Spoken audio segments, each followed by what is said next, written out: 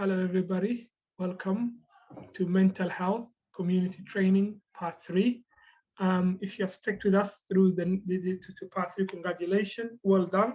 I can imagine how hard this has been, how patient you have been. So thank you very much. And I think anyone who's on a Part 3 should give themselves a little bit of reward after, even now or after you finish. I think you deserve a reward for this because it's been a long one. So let's go. What is mental health? Mental health is all-encompassing terms that refers to your emotional and physical well-being. The definition of mental health in the definition of mental health in the National No Health Without Mental Health policy is that it is a positive state of mind and body, feeling safe and able to cope with a sense of connection with people, community, and the wider environment. So the sense of like you are worthy, you can contribute to society, you are worthy, you are somebody who's actually can give back to society, having a connection with your friends, like you're feeling connected with your peers and your family.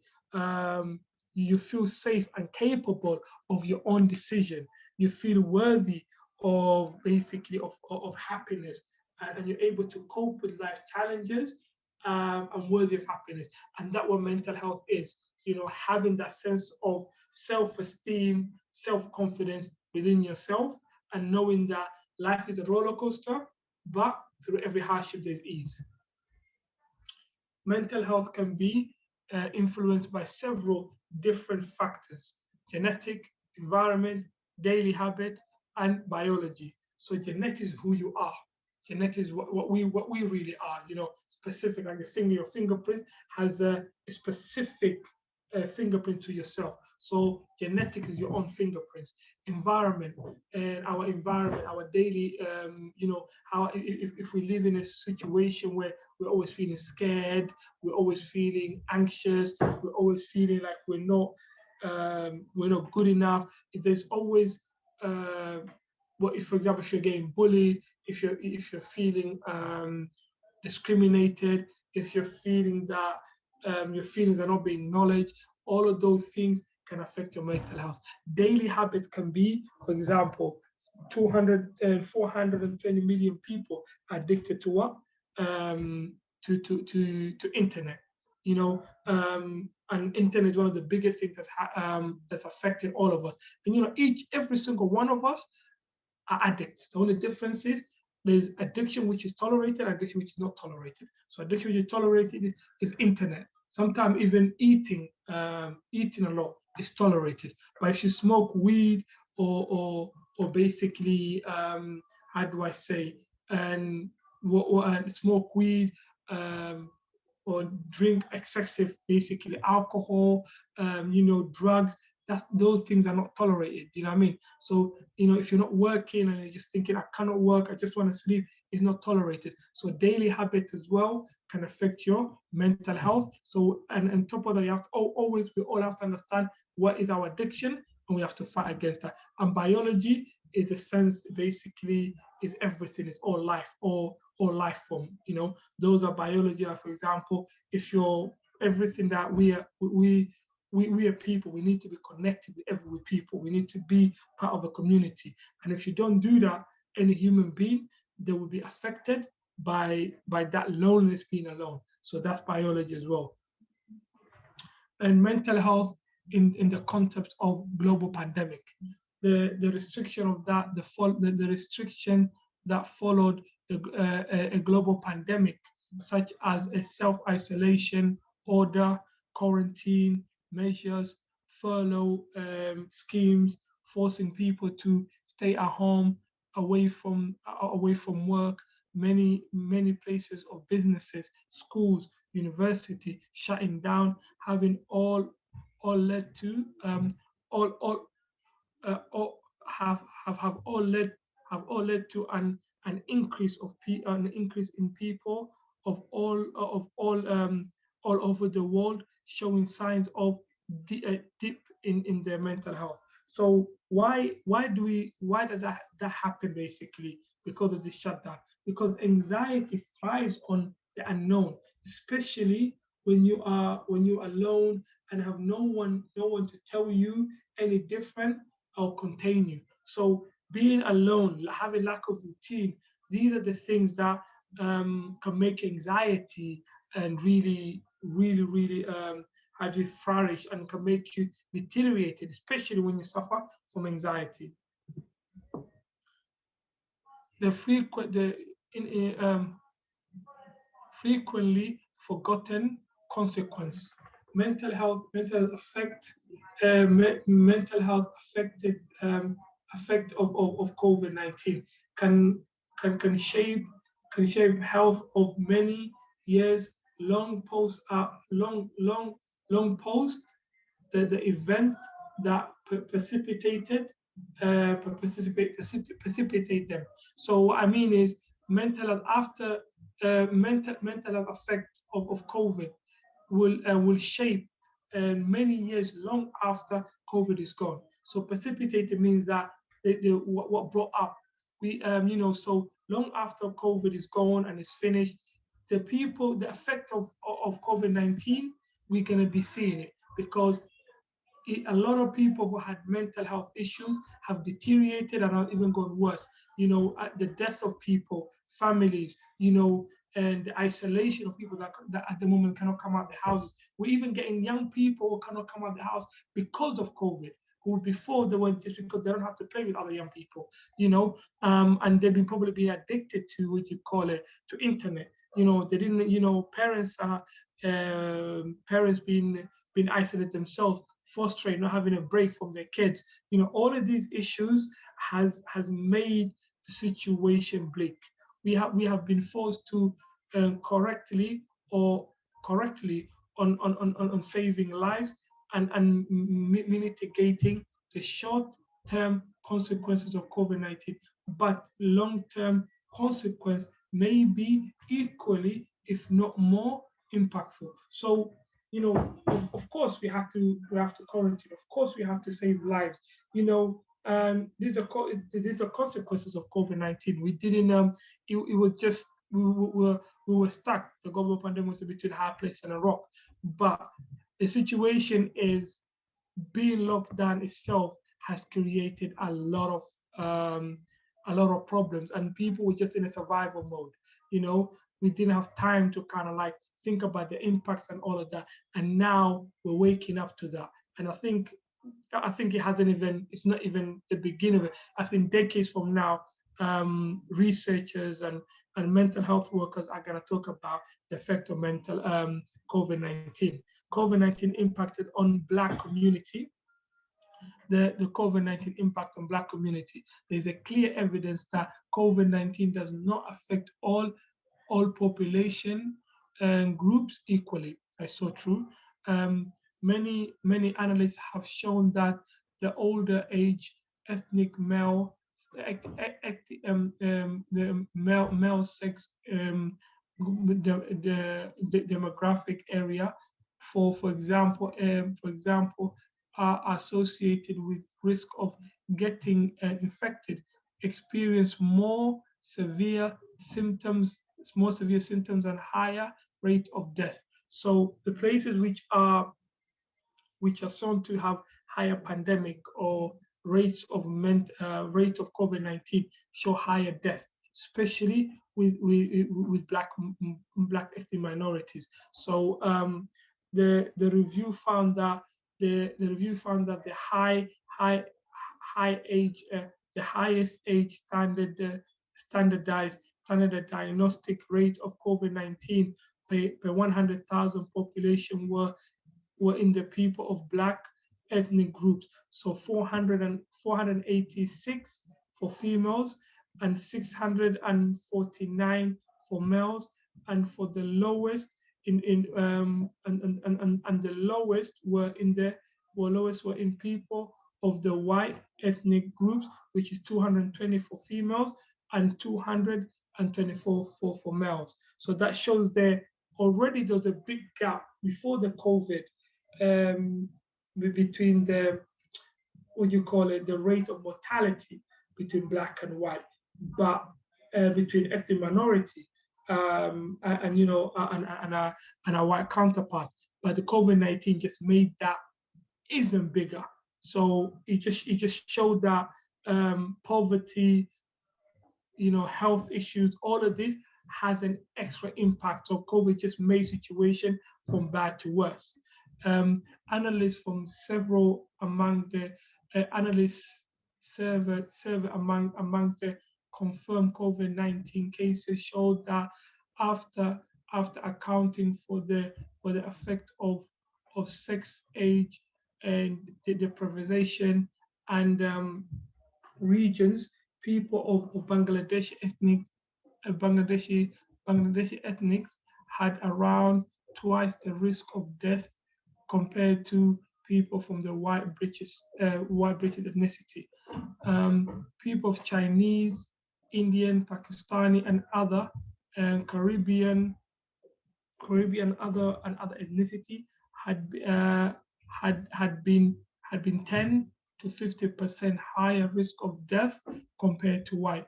So you can just see like the rates like 10 to 50%. That's just mind-boggling. The rate of people dying, and there's many reasons for that. It's not just one specific issue, and this is what we covered on this part. Um, Again, it talks about the death rate of COVID-19 were high for Black and Asian ethnic groups when compared to white ethnic groups. This is this is the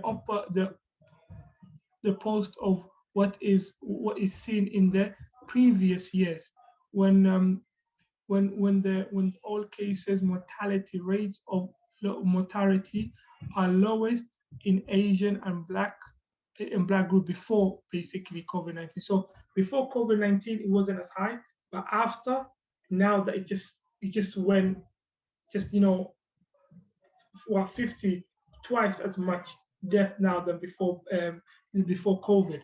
So there's many reasons for that. I just don't want to go ahead of it. One of the reasons is that people who had when people were taken to hospitals, they didn't take the risk factor of people with ethnic groups are more likely to suffer from other different diseases like blood pressure, obesity, all of those issues, and those are linked to, again, to poverty and stress and all of that. So if somebody's already having issues with other illnesses, and then COVID-19 comes in, they're more likely to die than somebody who's healthier.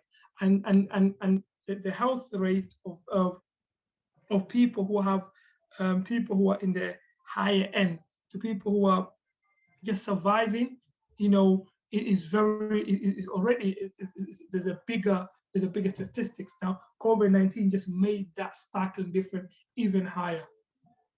Comparing to previous years, all cases of mortality was almost 4 times higher than expected among the Black males, and Black males for this period, almost 3 times higher in Asian males, and almost twice higher for white males. So you can see like there's 4 times higher for basically for expected black male, and 3 times higher for Asian, and only twice higher for white. So you can see that. So for Black, it's twice the rate of death compared to the white counterpart when we talk about male. And for female, and the death was 3 times higher in 3 times higher in this period.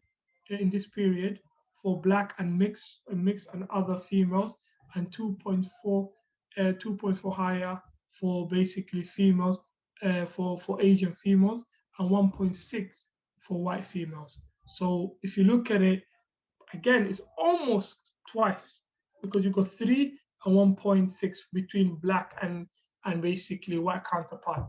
It's just a similar rates basically. It's no, male are a lot in the death of COVID. A lot of male die statistically than females, but when you compare male to male, it's twice the rate. So this just shows you, like, if you look at this statistically, Black ethnic minority died twice as many, but yet we're only the fifth of the population.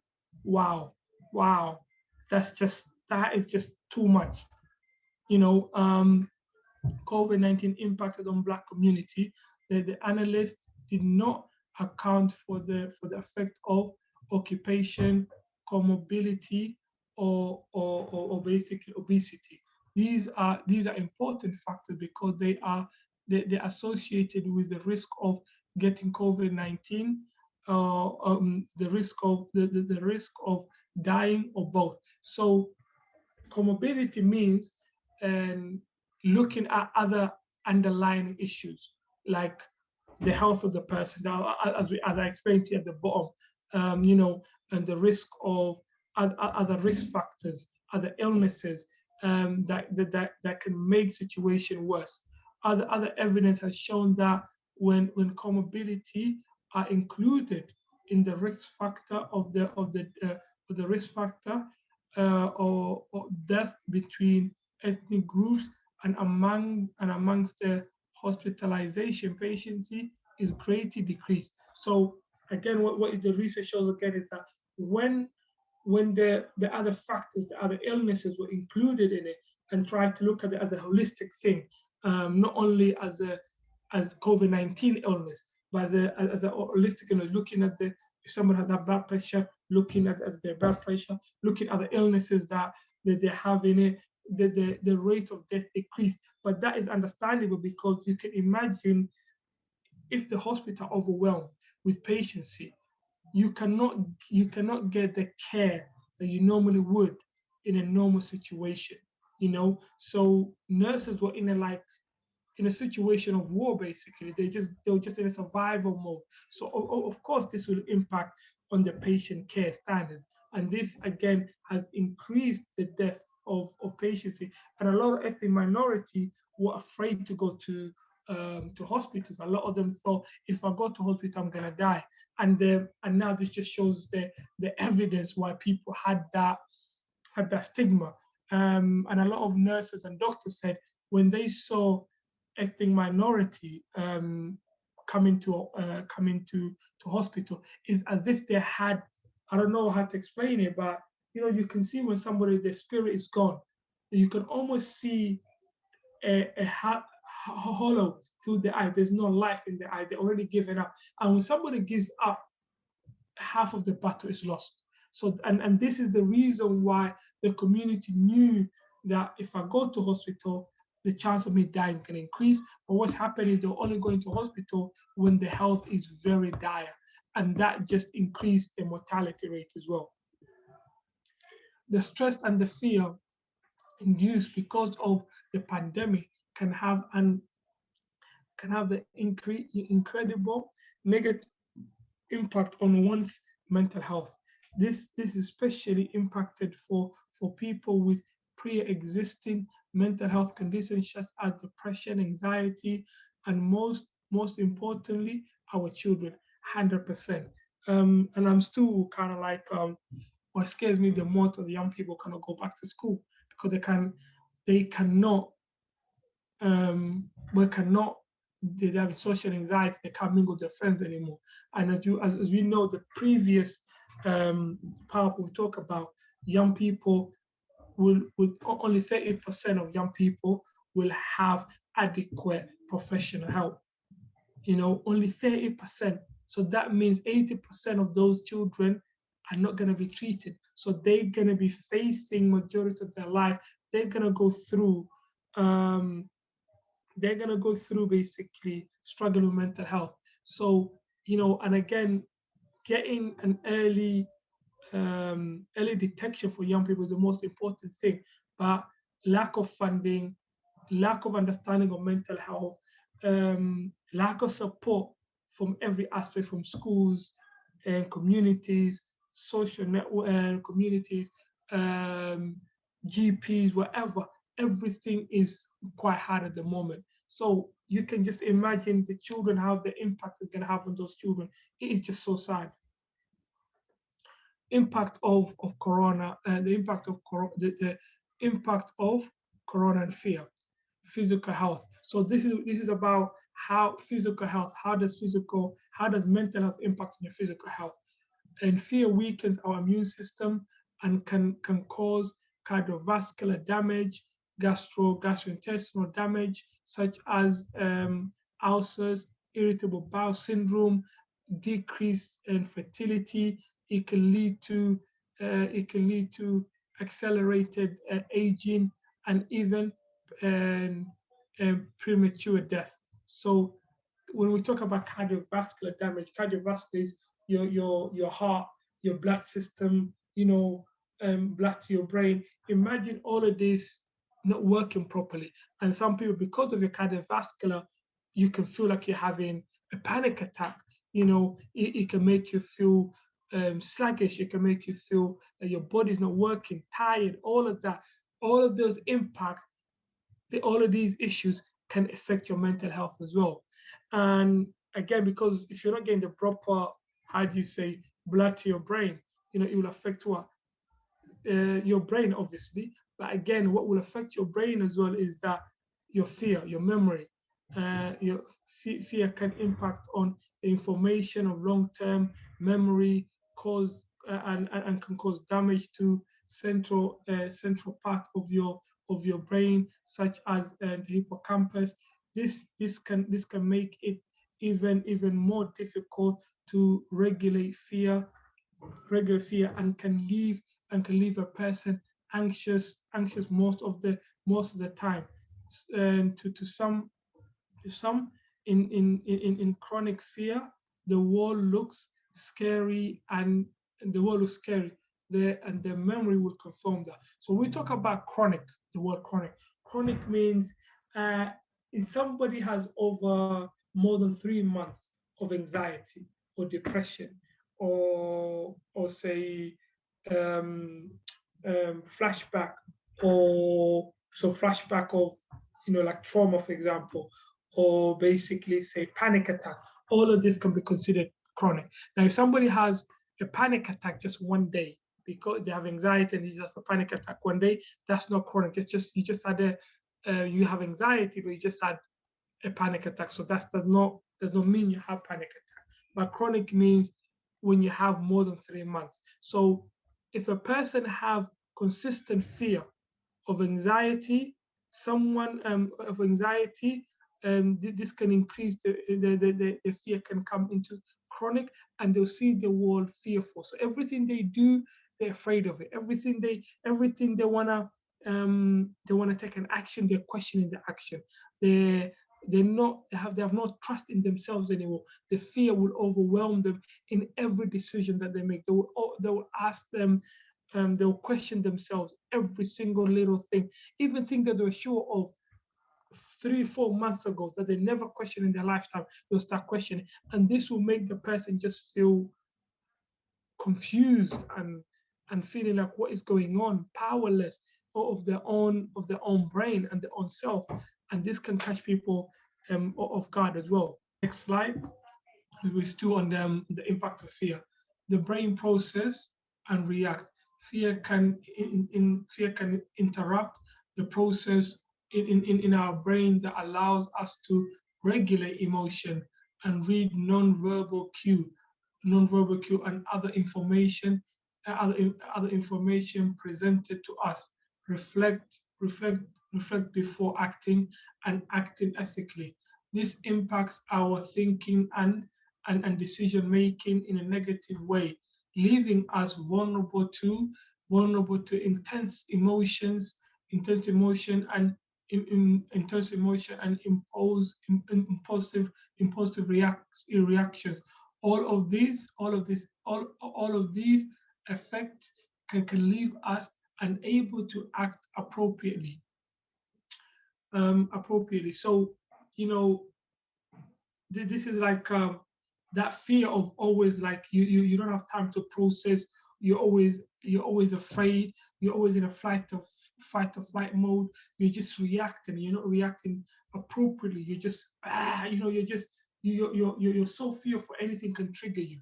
Is that saying that they say the straw that broke the camel's back. So anything that comes up can just make you feel overwhelmed, because your brain is like, nothing is giving you calmness. There's nothing familiar. Everything is alien. Everything is just negative one after another.